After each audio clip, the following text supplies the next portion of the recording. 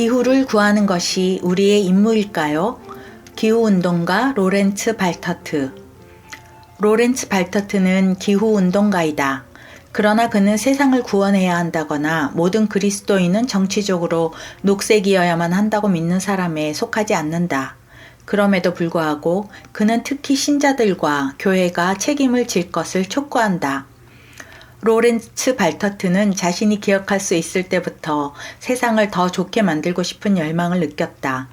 그래서 그는 예를 들어 실업이나 빈곤과 같은 문제들을 해결하는 일에 투신하고 싶었다. 효과적으로 일에 착수하기 위해서는 먼저 세상을 이해해야 했다. 그래서 그는 경제학을 공부하기로 했다. 의미 있는 직업을 찾아서 학사 학위를 마친 후 로렌츠는 경제적 직관은 충분히 습득했다고 느꼈다. 공부하는 동안 그는 항상 이론보다 데이터에 더 관심이 있었기 때문에 통계학으로 석사를 하려고 했다. 하지만 3년 후 그는 먼저 세상을 개선하기 위한 무언가를 배우고 싶었다. 그래서 저는 졸업 전에 갭 이어를 가졌고 그중 절반은 아프리카에서 보냈습니다. 남아프리카와 케냐에서 그는 빈민가의 빈곤과 싸우는 NGO에서 일했다. 현재 그는 전력 시장을 위한 AI 모델을 구축하고 있다. 우리 회사는 말하자면 재생에너지 교환소와 같은 것이에요.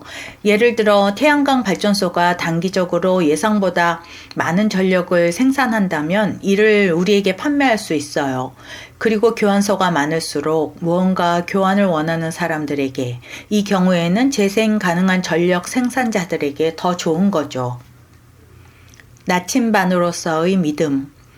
로렌츠에게 기후보호는 그의 신앙과 많은 관련이 있다. 창조 세계를 보존하는 것은 하나님이 인간에게 주신 첫 번째 임무이다. 그런데 우리는 이제 하나님께서 우리에게 주신 거처를 짓밟으면서 창조주를 멸시합니다. 이것은 예를 들어 생물 다양성의 급격한 감소와 산업적 육류 생산에서 나타난다고 그는 말한다. 로렌츠는 이웃사랑의 계명 역시 침해된 것으로 본다.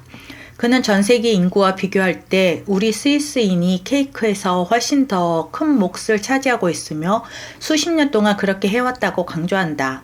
이는 우리가 과도한 양의 자원을 사용한다는 것을 의미한다. 특히 그리스도인으로서 우리는 물질주의가 전부가 아니라는 것을 알고 있습니다. 우리가 배기가스와 자원을 더 주의 깊게 관리하지 않으면 세계 다른 지역의 사람들이나 미래 세대가 큰 대가를 치르게 될 것입니다. 그리고 그렇게 된다면 이는 더 이상 이웃사랑과 별로 연관이 없을 것이라고 로렌츠는 생각한다. 특히 우리가 세상에서 가장 특권을 누리는 사람 중 하나라는 사실을 주목한다면 말입니다.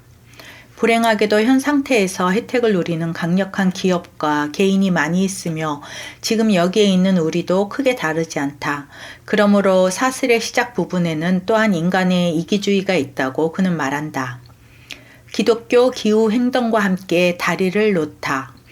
로렌츠는 사람들이 보통 기후를 주제로 이야기하다가 신앙이라는 주제로 넘어갈 때가 많다는 것이 흥미롭습니다. 라고 말한다. 기후위기는 많은 사람을 자극합니다. 많은 사람이 두려워합니다. 하지만 우리 그리스도인들에겐 희망의 이유가 있습니다.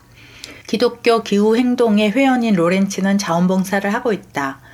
우리는 우리 자신을 기후운동과 교회 사이의 연결고리로 봅니다.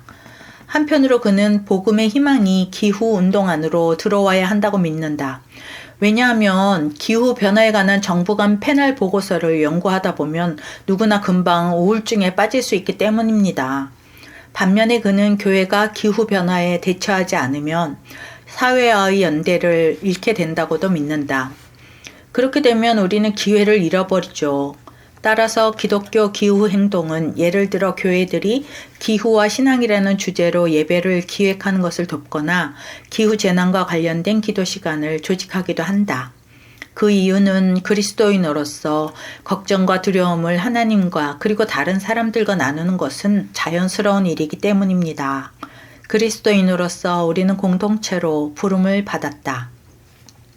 행위인가 은혜인가. 그러나 로렌츠는 또한 이 주제 안에서 길을 잃을 위험도 있음을 알고 있다.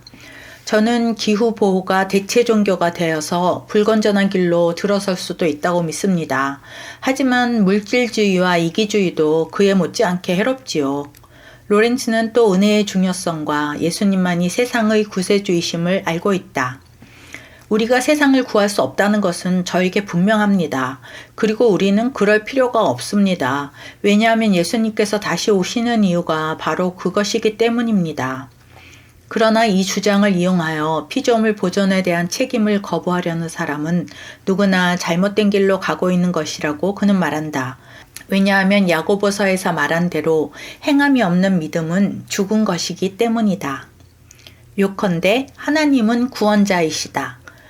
기후 문제는 물론 세계의 유일한 문제는 아니지만 다른 문제와 비교할 때 우리는 직접적으로 그 문제의 한 부분입니다. 그리스도인으로서 우리는 사람은 죄인이며 구원이 필요하다는 것을 알고 있습니다. 다행히도 우리는 하나님께 상관없는 존재가 아니다. 하나님은 우리를 구원하고 구속하고 치유하기를 원하신다. 로렌츠는 창조와 관련해서도 같은 상황을 본다. 모든 사람 중에서 우리 그리스도인들은 창조 세계를 다루는 데 있어서 우리의 실패를 인정하는 것이 가장 쉬운 사람들일 것입니다. 왜냐하면 우리는 삶의 수많은 다른 영역에서 이미 그렇게 했기 때문입니다. 그러나 유감스럽게도 우리는 다른 사람들에게 잘못을 전가하면서 우리에게서 주의를 돌리려는 경향이 있습니다. 무엇보다 먼저 모든 사람은 하나님께 도움을 구하면서 자신을 살펴보아야 합니다. 인간이 결함이 있는 존재로 인식되고 하나님이 구원자로 인정된다면 당연히 하나님께 도움과 용서를 구해야 한다. 특히 기후위기의 상황에서도 말이다. 그러면 그 도움과 용서가 반드시 찾아올 것이다. 들어주셔서 감사합니다.